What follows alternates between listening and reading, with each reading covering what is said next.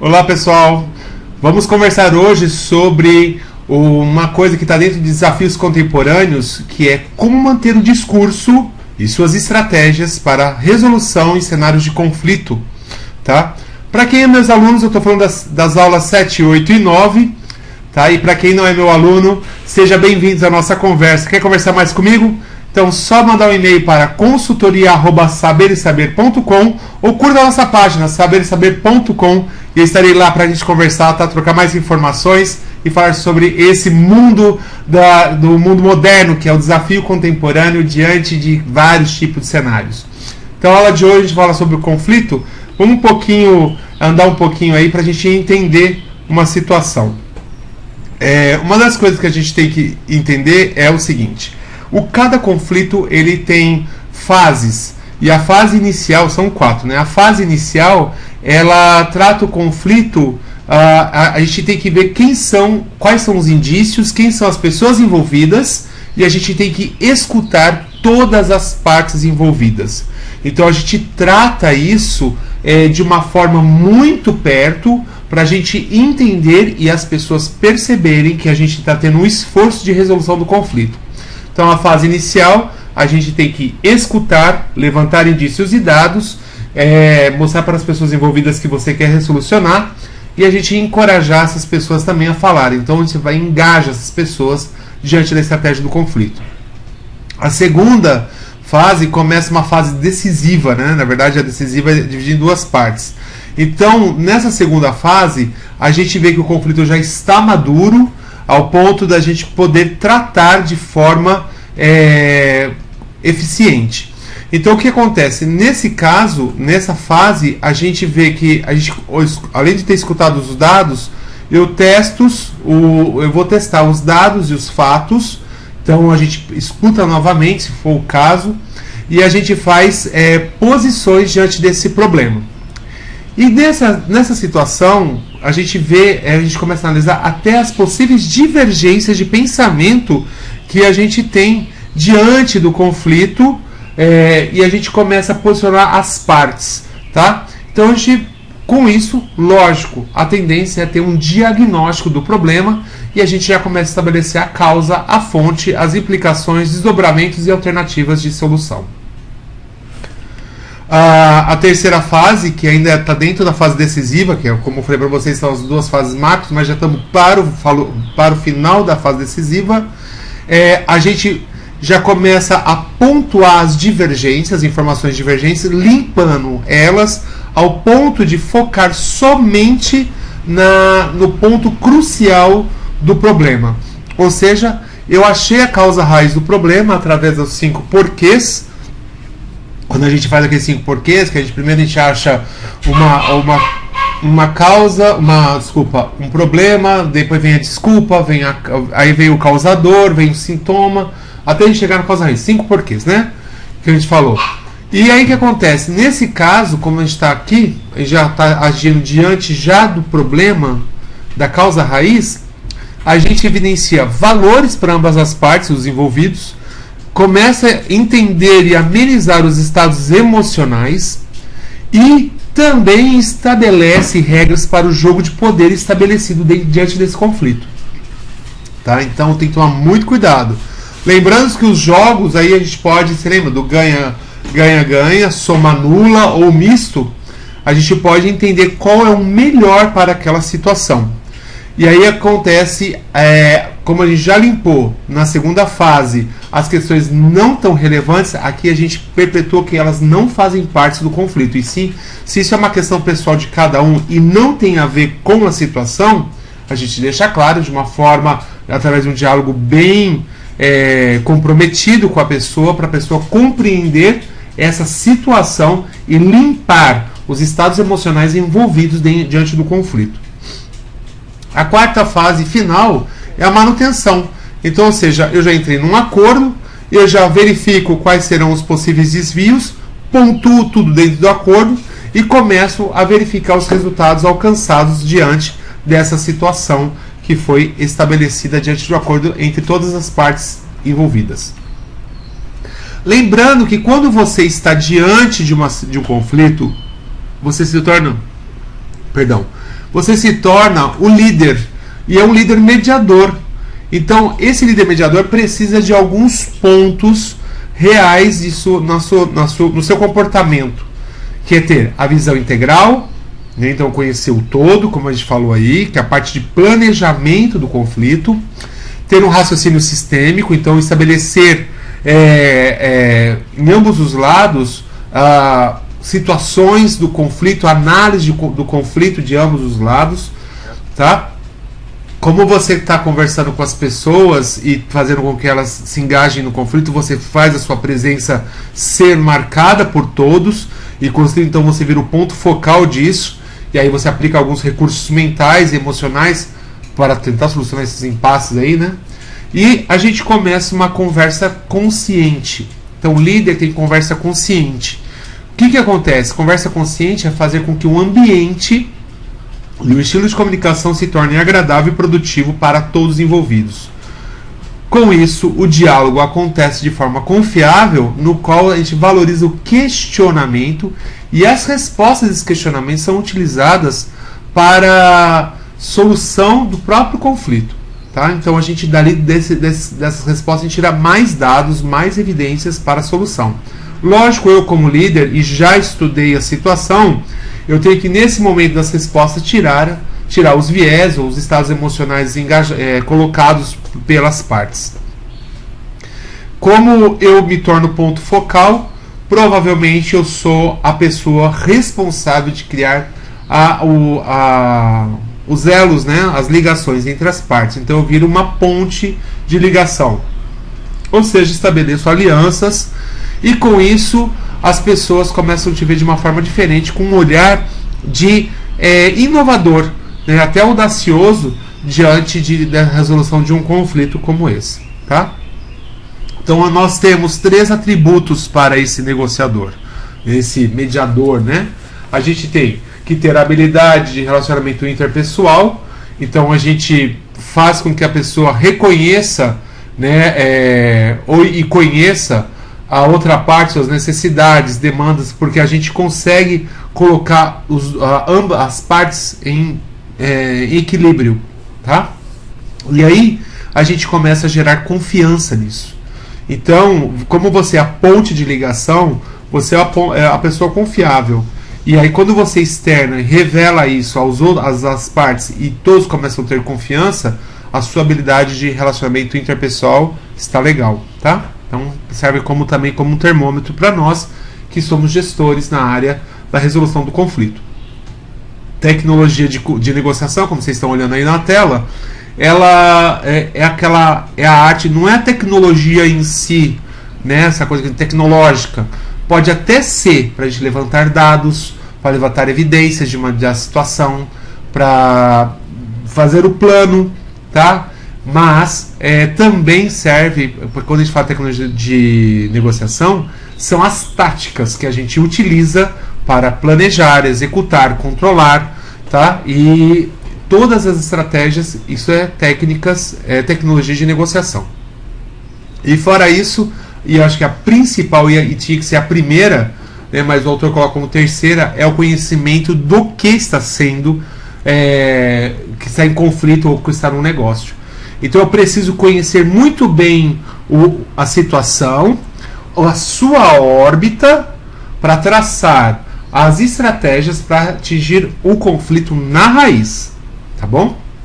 Aqui está como conhecimento do negócio, porque a gente tem que levantar todos os dados, né? Então isso vem da área da administração de conflitos. Então a gente trata como um negócio isso.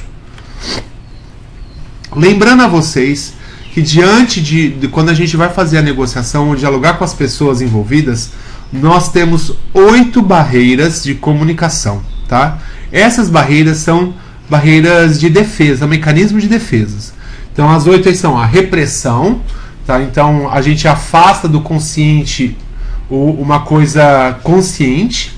Então a gente deixa, a gente tira do consciente e leva para o inconsciente algo. Então a gente faz a repressão. A negação é a não aceitação daquela situação, ou seja, algo que perturba seu ego. Nesse caso, a pessoa tende a fantasiar, a contar algumas mentiras, aumentar alguma situação. Racionalização, que é o terceiro aí, terceira barreira. Então a gente acha motivos lógicos ou racionais que são aceitáveis para coisas irracionais, tá? Em sala de aula a gente conversou sobre aquela situação da menina de saia curta, tá? Só porque ela tem saia curta significa que ela está pedindo para fazer sexo. Essa foi um exemplo que a gente usou em sala de aula. Não existe uma razão aceitável da ligação do tamanho da roupa dela com o desejo dela de fazer sexo. Na minha cabeça gerou essa ligação. Então, isso é racionalização, tá? Então são coisas inaceitáveis, ações inaceitáveis, e a gente procura ações ou motivos lógicos e aceitáveis. Projeção. Projeção é atribuir a uma outra pessoa, ou um animal, ou um objeto, qualidades humanas, qualidades ou intenções que trazem trazem valor até afetivo. Por exemplo, o meu cachorro fala. Não, ele não fala. Ele foi domesticado e doutrinado, adestrado para dar os comandos a você conforme ele necessita de comer, beber água, brincar, fazer xixi, qualquer coisa.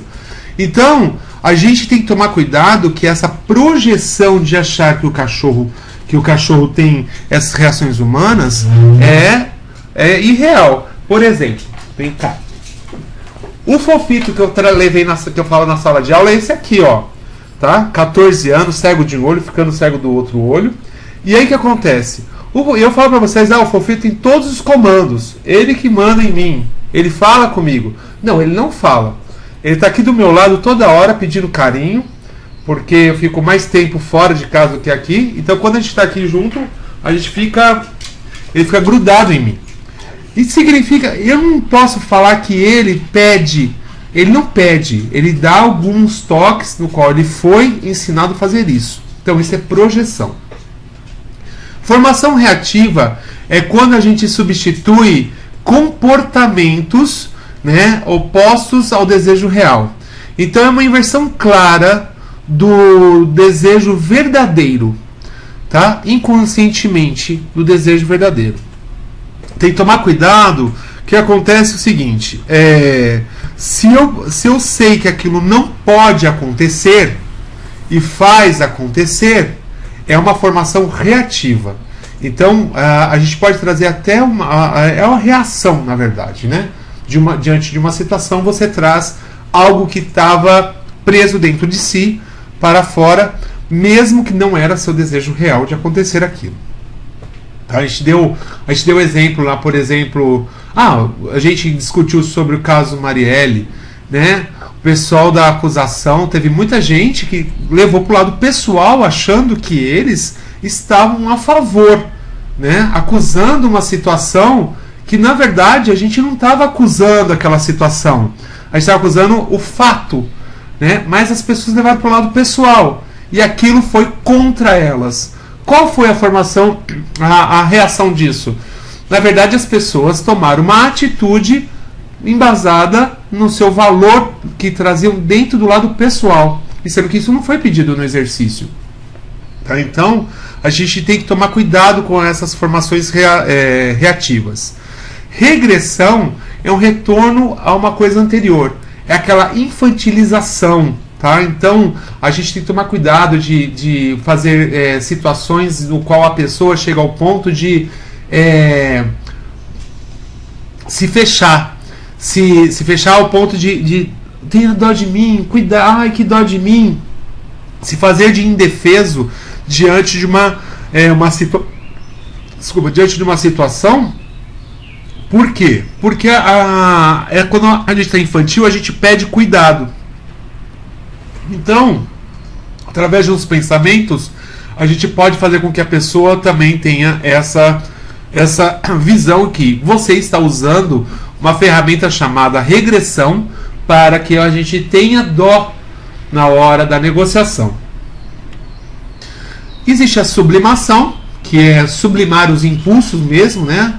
tornar até os impulsos constrangedores. Então a gente tem muito aí ligado à relação sexual ou às situações sexuais de atitudes, mas a gente tem que tomar cuidado que, por exemplo, quando a gente está diante de um ambiente social e você espera por algo e não acontece, e você tem que sublimar aquela forma aquela coisa de querer gritar, né, que está errado.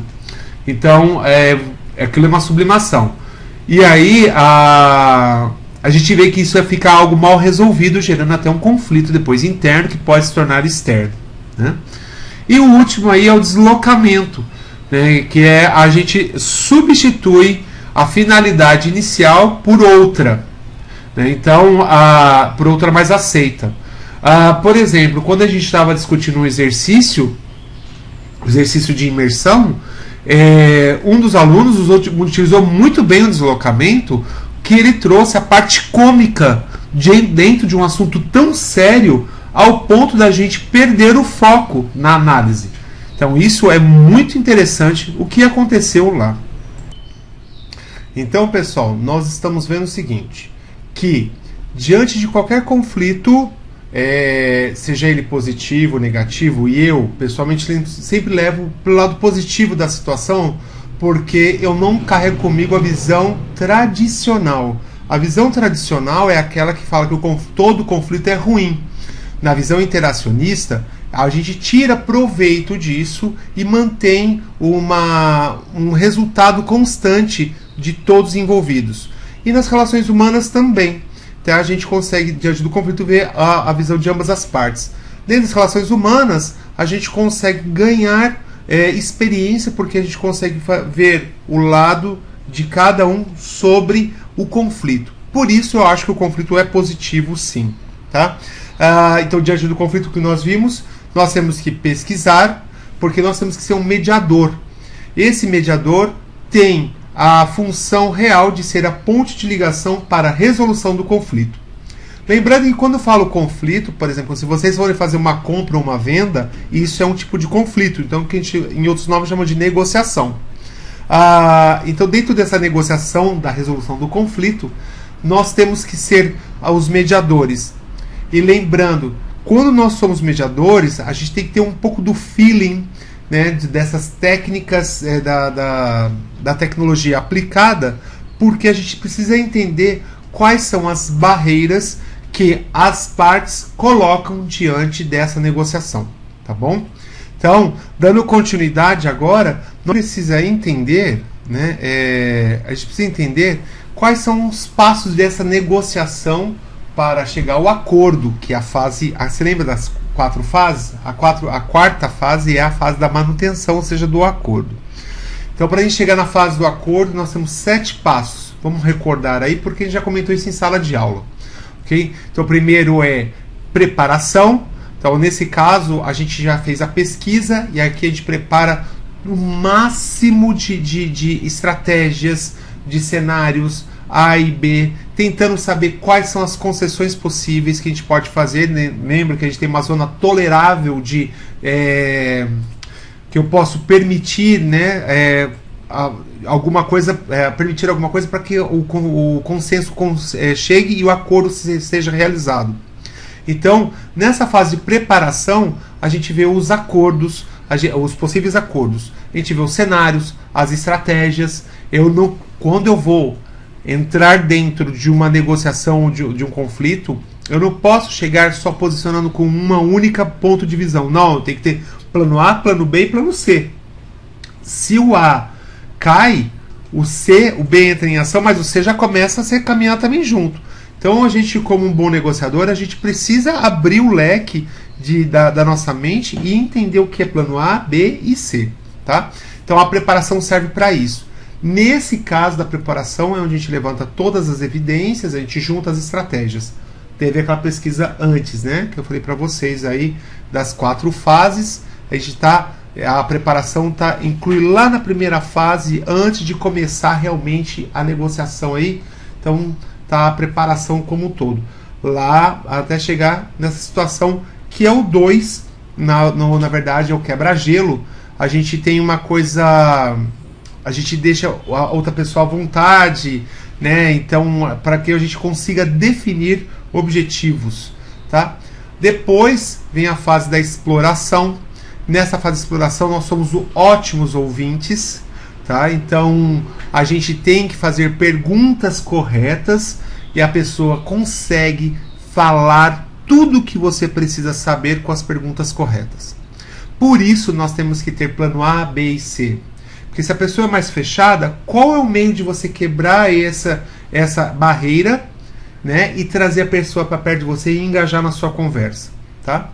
A quarta etapa, é a apresentação.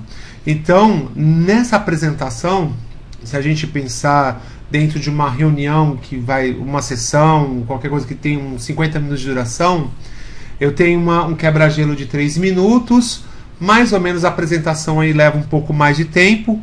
A apresentação mais robusta está dentro dos primeiros 7 a 10 minutos. E depois vem uma exploração, vem a sabatina, no qual a gente consegue detalhar mais a apresentação. Então, nessa parte da apresentação, ela tem que ser uma comunicação eficaz, clara e transparente para ser eficaz. Conforme a sabatina, eu tenho que traçar as estratégias de comunicação para ser eficiente, tá bom? Porque a gente talvez não conheça a reação do oponente que está à nossa frente. A clarificação, que é o quinto passo, é a opção dos acordos. Então a gente chega a um ponto, olha, estamos de acordo com relação a isso? Não, se volta, a sabatina não acabou. Então a gente precisa entrar num acordo e a gente precisa ver os potenciais com esse acordo de ambas as partes. Ambos têm que sentirem que ganhou, tá? Aquele negócio do jogo ganha-ganha, mesmo que seja um jogo de soma nula, no qual eu quero ganhar e o outro perder, eu tenho que fazer o outro sentir que ganhou, tá? E o sexto, a ação, que a gente, a ação final, a gente que é a consequência, né, dessa clarificação, é o convencimento que aquele acordo é justo, tá? Então a gente tem alguns sinais de aceitação. Aí vem até da leitura corporal diante da situação, do ambiente que você propôs, que é um ambiente propício para isso. A gente elege na nossa mente as vantagens e desvantagens daquele acordo e a gente vai transformar as falas, usar falácias, no qual a gente consegue propor com o que o oponente sinta que ele está ganhando com aquela situação. Então a gente faz com que a cabeça, através do deslocamento, a gente não enxerga que ele está tendo desvantagem, tá bom? No caso de um fechamento de um negócio. E depois, o último é o compromisso final. Então é o acordo em si, tá? Lembra lá das 4 fases? Aí eu estou falando da quarta fase. Então, só para a gente retomar, dentro das 7 etapas, a primeira acontece dentro da primeira fase. Da segunda à sexta acontece dentro da segunda a sexta etapa acontece dentro da segunda fase e terceira fase da negociação.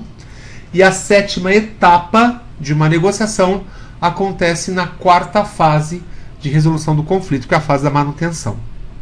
Tá bom? Então aqui a gente já chegou nos acordos, já colocou custos, prazos, as condições, as medidas, as consequências, desdobramento, todas as anotações.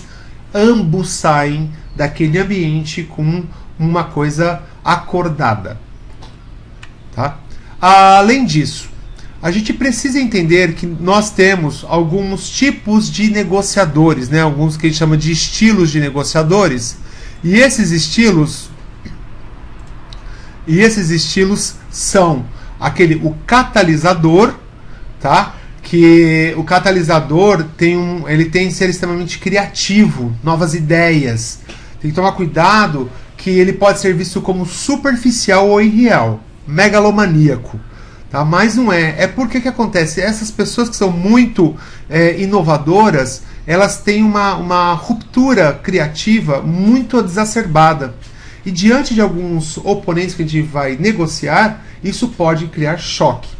Então, essa pessoa tem uma ênfase na criatividade, e aí o que eu faço isso? Se a pessoa tem ênfase em criatividade, eu trago dados reais para que a pessoa consiga posicionar sua ideia criativa diante de dados reais e assim ambos ganham. Tá? Outro tipo de negociador são os apoiadores, que é aquele que falam que dão ênfase no trabalho em equipe e ele considera todos da equipe como os seres a parte mais importante de toda a negociação. Tá? Então, algumas vezes o apoiador ele pode ser visto como incapaz, mas na verdade ele não pensa assim. Ele acha que se a gente trabalhar junto a gente constrói um resultado melhor, e então por isso que ele valoriza. É lógico que eu tenho pessoas que utilizam o estilo apoiador para jogar nas costas dos outros porque eu não sei fazer. Ok? Isso é perceptível. Mas, se eu tenho realmente uma pessoa que tem esse estilo de apoiador, no qual eu valorizo todos ganham sim. Dependendo da estratégia que é lançada para o resultado, todos ganham. O controlador é aquele que toma decisões rápidas, né? Então ele tem uma ênfase em redução de custos, tempo, prazo. E o que acontece? Essa pessoa, o controlador, ela é um pouco fria. E por que ela é fria? Porque é ligado a prazos. E se é ligado a prazos, a metas, é lógico que ela tem um pouquinho menos dessa sensibilidade de entender o que os outros estão pensando. Teve uma aula que nós falamos de estilos de pessoas. O controlador tem uma diminuição dessa empatia pelo alheio. Tem uma tendência a ser da personalidade, da psicopatia. Entendeu? Então a gente tem que entender que essa pessoa, ela não faz rodeio, ela é preto no branco, 880. Então é bom ter essas pessoas dentro da nossa organização que nos mantém dentro de prazos, né? O quarto é o analítico. O analítico é bom e é ruim. Por que é bom? Porque ele faz muito. Ele tem a sua tomada de decisão ou as suas falas sempre baseada em dados e pesquisas. Por ser baseado em dados e pesquisas, ele se torna excessivamente detalhista. E essa excessividade, esse rica em detalhes, pode trazer uma fala um pouco de deslocamento da realidade, ou está omitindo alguma coisa, mas é bom falar uma coisa. Essa pessoa que é o analítico, dentro de um processo, ela é essencial porque ela consegue entender profundamente em dados e pesquisas cada situação e cada passo de um processo. Tá? Ele se torna perfeccionista. Para conversar com uma pessoa dessa, esse perfeccionismo é até ruim de a gente quebrar. Mas a gente pode ter uma situação de negociação em relação a prazos. Por quê? A pessoa perfeccionista, ou analítico, no caso que a gente está falando, ela precisa de mais prazo para fazer seu levantamento de dados. Tá? E então, temos esses 4 aí, né, que a gente falou. Tá? Desculpa, perdão. Temos esses 4. E aí o que acontece? Então a gente viu o perfil, já viu as barreiras, e agora as possíveis causas de um conflito são 4 também. Experiência com a frustração de ambas as partes ou de uma parte, tá? Então aí é lidar com a frustração. Diferenças de personalidade, tá? Então o relacionamento faz com que isso se evidencie. Metas ou objetivos diferentes e percepção de informações ou da situação com visões diferentes, tá bom? Então essas são as 4 causas possíveis dentro do âmbito que a gente sabe que tem aquele âmbito social, né, ou pessoal e por aí vai. Os níveis de conflito a gente tem também a gente tem em estágios eles, né? Então o nível 1 é a discussão. Eu falo aberto e objetivamente. Vem o debate. Nesse debate, eu demonstro generalizações, eu trago grau de comportamento, né, padrões de comportamento, desculpa, e o grau de objetividade está dentro do nível inicial, que é da discussão. Só que aí ele tende a diminuir. Porque quando eu tenho uma discussão, eu estou ainda no campo do diálogo, da conversa consciente, e depois começa o debate, essa objetividade começa a diminuir, porque eu começo a querer generalizar e mostrar padrões de comportamento. Passando para o nível 3, aí eu venho as façanhas, tá? Então eu começo a mostrar a falta de confiança, o erro, possíveis erros na escolha, na tomada de decisão de alguma alternativa da outra parte, e eu começo a utilizar imagens, que é o quarto nível. Então, quando as imagens pré-concebidas, aí vem do preconceito, aquela imagem que a gente não conhecia porque a gente não aprofundou em estudar dados, estudar o cenário, tá? Então as pessoas começam a assumir posições fixas e rígidas diante desse debate. Depois vem o que a gente ficar com a cara no chão, o loss of face. Então trata de uma postura de conflito que custe o que custar. Código de honra é a minha conduta, tá? Eu vou defender isso. O nível 6 é o nível das estratégias. Por quê? Se a gente perdeu ou ganhou, fez o outro ficar no chão, tá? Então eu começo a trazer as estratégias. Esse processo de comunicação precisa de peças fundamentais, tá? E ela faz com que a pessoa entenda qual vai ser o posicionamento dela se ela assumir os riscos da ameaça e até possíveis punições. E aí vem o 7º, que é a falta de humanidade. Tá? Então no nível anterior a gente tem as ameaças, né, dentro das estratégias que eu estou te falando aí, que é o nível 6, é a estratégia. O 7º, a falta de humanidade, quando eu trago essa situação que ele pode sofrer, eu começo a evidenciar o comportamento destrutivo. Então a pessoa é desprovida de sentimento, aí aqui eu caracterizo a pessoa realmente como dentro da personalidade da psicopatia, porque ela não começa a não ver mais o lado humano da situação, e sim o lado do resultado no qual ela quer ganhar. Nos dois últimos é o ataque de nervos, né? Então a pessoa começa a ter uma gritaria, ser atacado ou atacar de forma de defesa para se autopreservar diante do oponente, caso ele tenha ganhando, então, né, ou caso esteja perdendo. E aí vem o ataque generalizado, que é quando a gente entra nas vias de fato e mano a mano, tá? Para a gente tentar chegar a uma solução. Então o nível 9 é o nível extremo de um conflito. Lembrando que são 9 conflitos, tá? 9 níveis de um conflito. Então vamos lá: discussão, debate, façanha, imagens fixas, o cara no chão, loss of face, estratégias, falta de humanidade, ataque de nervos e ataque generalizado. É um crescimento disso, tá bom? Então, da discussão ao ataque generalizado, tem um grande caminho aí que a gente tem como mediador ou resolução de conflito, podemos atuar, tá? Então, os tipos de conflitos são 4. Latente, que é aquele que a gente ainda não está percebendo, está declarado, mas ele está numa parte assim, já contém uma consciência, tá? Mas ainda não tem um corpo formado. O percebido, que é realmente, né, vai ao pé da letra, percebido, então as pessoas percebem, mas ainda não verbalizam.